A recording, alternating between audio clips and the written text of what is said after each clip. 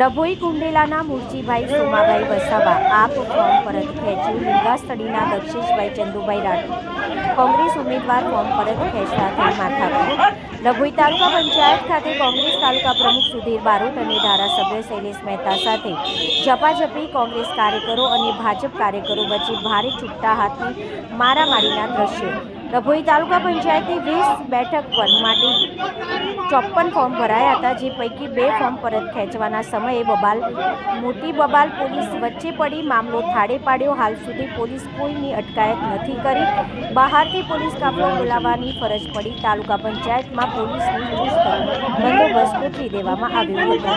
આજે ડભોઈ તાલુકાને કુંડેલા અને લીંગસ્થળી સીટના કોંગ્રેસ પક્ષના ઉમેદવારો અને આમ આદમી પાર્ટીના ઉમેદવારોએ પોતાના ફોર્મ પરત ખેંચવાની પ્રક્રિયા જ્યારે હાથ ધરી ત્યારે તાલુકા પંચાયત ઓફિસે પહોંચતા જ કોંગ્રેસ પક્ષના તાલુકાના પ્રમુખ અને એમના ટેકોદારો દ્વારા આ ઉમેદવારો પર હુમલો કરવાનો, બળજબરી કરવાનો પ્રયત્ન કરવામાં આવ્યો। અમે તે વખતે ત્યાં એમની જોડે જ ઉમેદવારો જોડે હતા, એટલે અમે ઉમેદવારોનો બચાવ કરીને એમને અધિકારીઓ પાસે લઈ ગયા, ફોર્મ પરત ખેંચાયા। ત્યારે ભાજપ અને કોંગ્રેસના કાર્યકરો વચ્ચે માથાકૂટ થઈ હતી।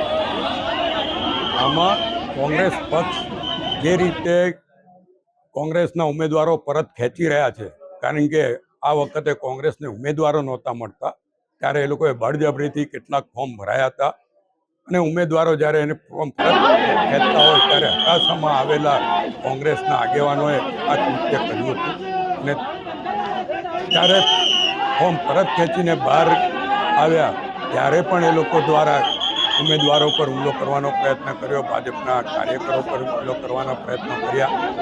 આ બાબતની નોંધ પોલીસ ખાતાએ પણ લીધી છે। ઉમેદવારોના વિડીયો પણ છે કે અમે સ્વેચ્છાએ ફોર્મ પરત ખેંચ્યા છે, અરે અમે અમારા મોવડીઓને પણ જાણ કરી છે અને કાયદેસર જે પગલાં જેની સામે લેવાના હશે એ પ્રમાણેના પગલાં પણ લેવાના છે।